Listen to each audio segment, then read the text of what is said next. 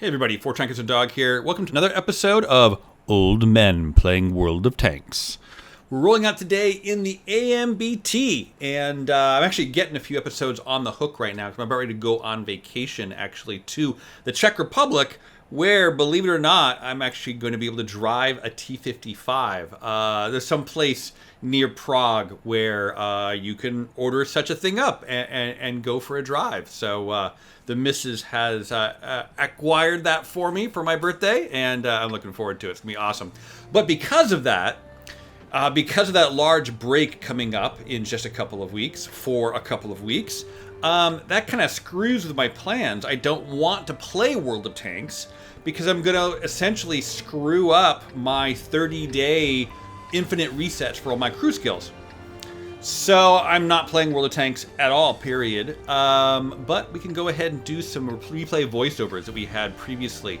Now, we're rolling out in the AMBT, and let's go ahead and talk about what the situation is. I mean, really, one of the best things you can do to improve your win rate in World of Tanks is just come up with a plan, right? Look at the tank list, look at the map, get a general idea of what you want to do. Get your platoon mates to stop BSing about whatever they're talking about. Let's come up with a plan. So I'm in a slow medium tank, the AMBT, with some armor. Same thing with Beef. He's in the 274A. It's also a slow medium tank with some decent armor. Brother Thelonious, the Prague 46, that's certainly good, nice and quick. But look at the other team, right? They have a Barask. They also have a Prague 46. They have a GSOR 110. And then the top tier, they got a 54 lightweight, a Leopard PTA, a Cannon Panzer 50T, a Bat Chat 25T AP. They've got so much speed on their team, it's ridiculous. So the first thing we discussed is, do we want to attempt to go to the hill? No, but at least if you show up, you can kind of slam the door behind any of your allies that are stupid enough to go up there. Or do we go to A1? Kind of the two options we discussed. We decided, ultimately, you know what, let's start by going to the heavy zone, play it a little cautious, and see what happens, right? So here we go. We roll it out, and at some point here, I don't know if it happened earlier or not, but one of our teammates said, help me take the hill. I think it was the UDES, actually. So, even if your team is being stupid, at least be prepared to farm some damage off their stupidity, right? So again, when there's like this rush, like in mines at the top of the hill, or that kind of thing, even if you can't make it, you can slam the door behind your allies as they rush up there. So there goes the UDES, there goes the Prague 46. Are we gonna join them? Hell no. But we're gonna pull up and kind of spot, and we're gonna go ahead and kind of, make sure the heavy tanks don't just come up there without taking any damage, that kind of thing. Now that being said, it is 1, 2, 3, 4 versus 2 up on top of the hill, and we just lost our Hawk 30. At least the LPTA isn't up there, and the 54 lightweight is not there. But it's just a matter of time before our guys just go ahead and die, and that should put us down 0 to 3, 0 to 4. I guess 0 to 3, and down by 3,500 damage. Now, it's very easy at this moment in time to panic and just say, we're down to 0 to 3. We're down by 4,000 hit points. The odds are we're screwed. We're not going to win. And you're right. The odds are you are screwed. But if you just give up, that's the problem. That's the difference. Like, between a 50% player and a 60% player is trying to fight for that one battle out of 10. And so sometimes at the start of the battle, the idiots, the red players, get scraped off, and then you get down to actually playing. And so, again, look at the terrain, have a plan, communicate with your teammates and your platoon mates. And essentially what we decided here is, okay, well, they have a frick ton of tanks up on the hill. We're just going to hold here. And if they want to come around the corner, we're going to punish them. And we have 2 auto reloaders. We're going to keep our clips nice and fresh. And we're going to make it hurt for anybody who comes around this corner, while hopefully the rest of our team overmatches or overskills in some other part of the map. Fingers crossed.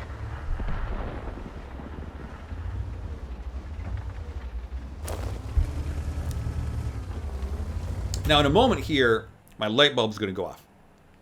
And I know instantly exactly what it is. I'm looking to make sure they don't have tank destroyers or heavy tanks coming up on the hill. But if I get lit, 99% chance. It's not some, you know, it's not their, what is it? It's not, let's see, who have we not seen yet?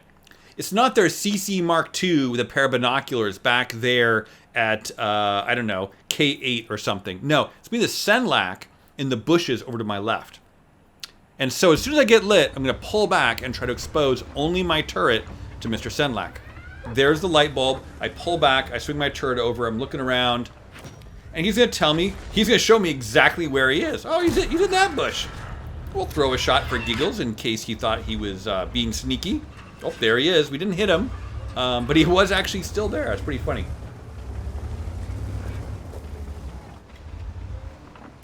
Now, luckily, notice, they've lost a tank.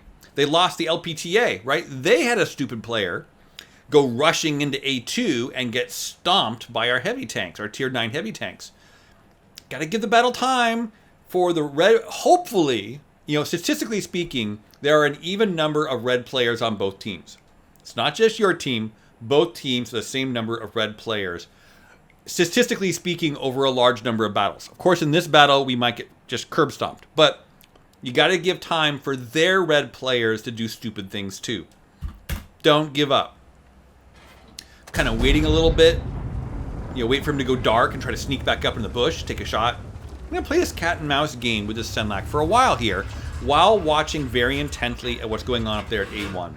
Again, Brother Thelonious is backing me up with a Prog 46 behind hard cover and soft cover at that rock back there, right? It's a fantastic rock with soft cover right there, so we can kind of peek out a little bit.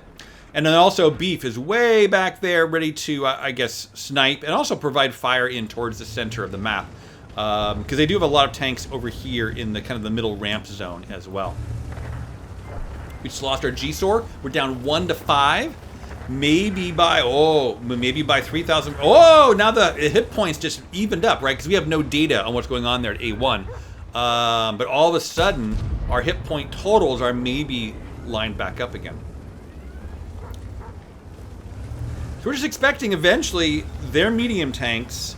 Now, what I expect should be going on, right? We won the A1, A2 zone. Great. They have 2 light tanks here, which must be trying to spot our tank destroyers up here to get shot by all the medium tanks on top of the hill. I honestly don't know why this is not happening, but it's not. And so the longer it doesn't happen, again, it's only a matter of time before that huge pack of medium tanks comes storming down on us. Now, are they platooned? Let me see here. The Batchat AP is not. The Prog 46 is platooned with the Senlac. Well, okay, so they're not together anyway. And the Barask, Barask is platooned with the Senlac and the Prog 46. So again, we could easily see the Barask and the Prog 46 come in together. Or, what is really more likely is one of them will try it and we'll kill him dead and the rest will chicken out. You know, obviously what they should do is rush. We've got 2 auto reloaders, right? That is the moment to shine. Wait for it. So again, I'm still playing cat and mouse with the Senlac, just kind of waiting for my chance. We seem to be doing pretty good up there at A1, A2. As long as those guys don't just screw it up and YOLO into the big tank destroyers, we just gotta wait for them to get bored.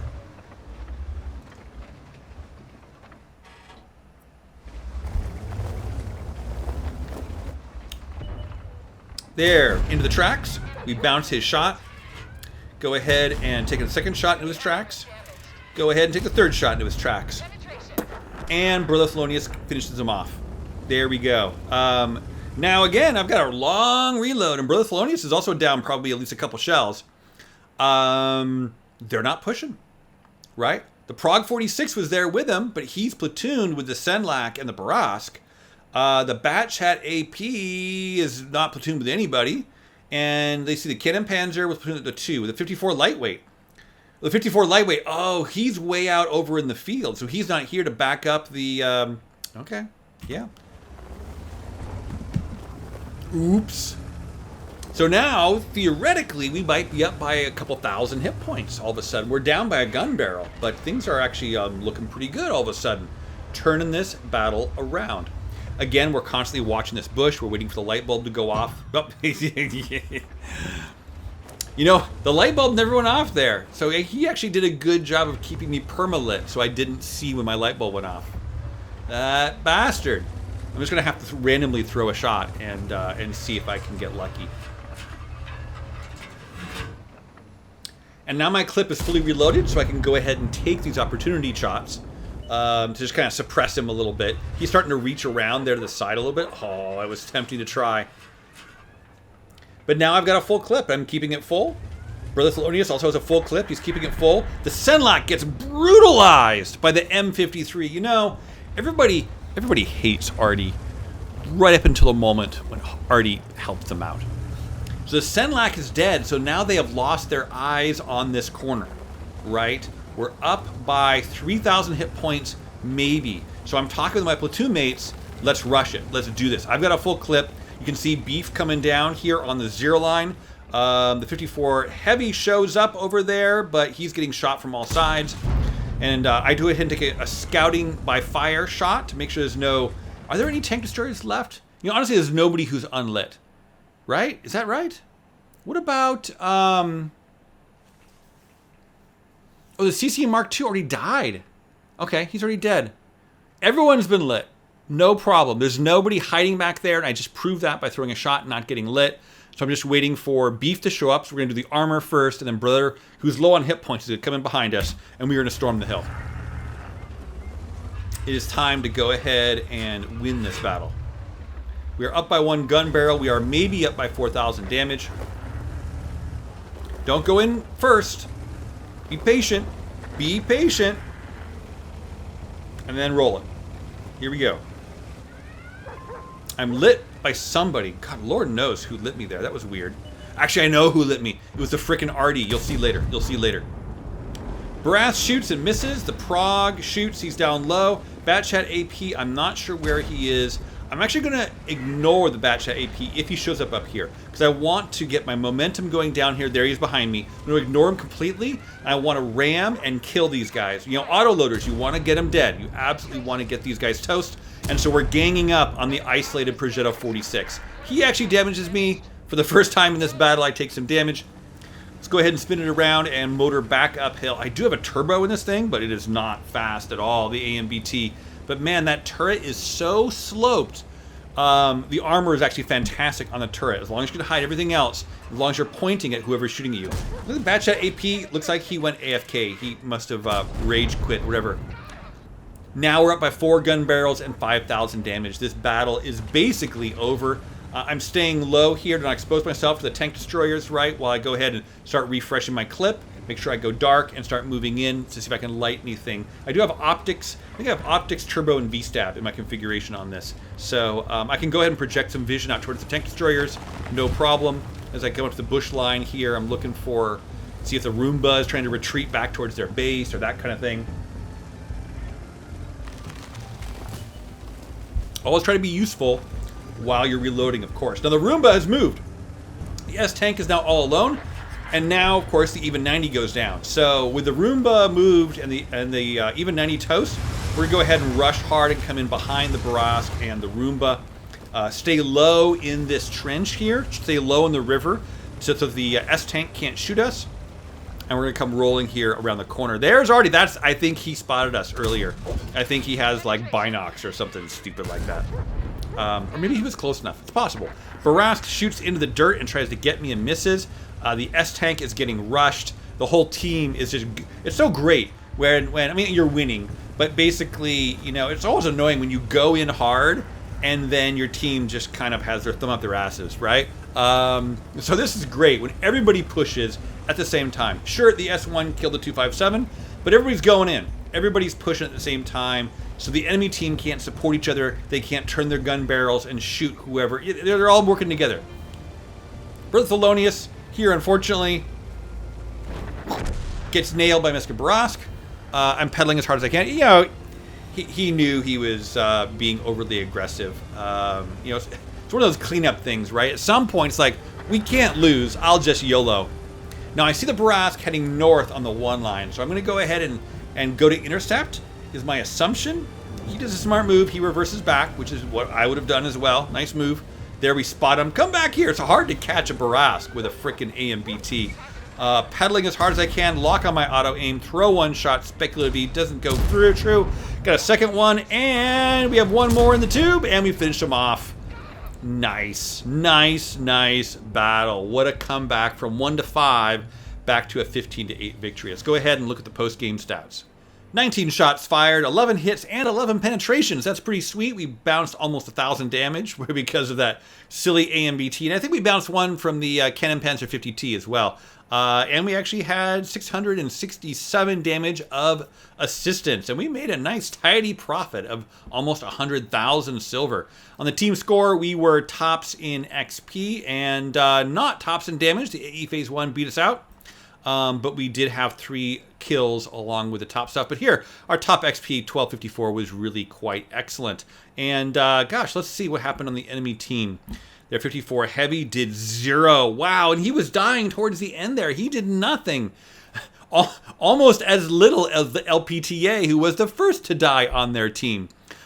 Seeing their Artie here makes me want to check our Artie. Where was he? Oh, over 2,000! Oh man, 2,253 damage. Nice. Really nice. You gotta say, you know, again, you rag on Artie players, but to have a good Artie player versus a bad Artie player can make all the difference in the world. Their Senlac didn't do much. 7 shots fired, 5 hits, and only 1 penetration.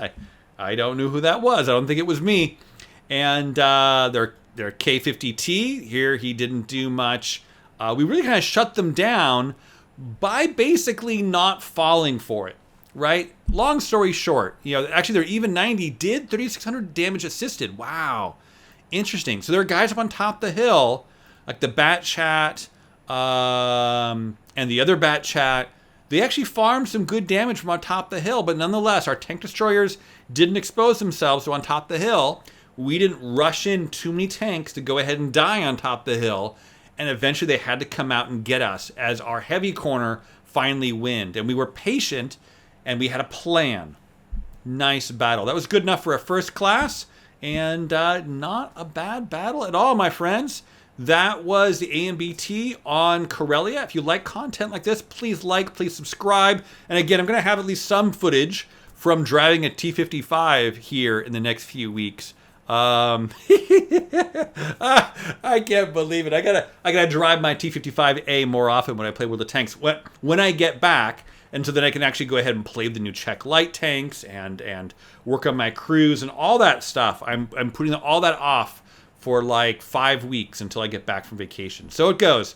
New content like that isn't going to come until mid to late October, but that's the way it goes. Wargaming, which you should have done, is had like, I don't know, 30 days that you log in to reset your crews for free, right? 30 individual login days, right? So I could log in and goof with it and then disappear for 3 weeks and then come back, right? But since the clock starts when you log in, 4 weeks period, 1 month period, I'm just not going to log in.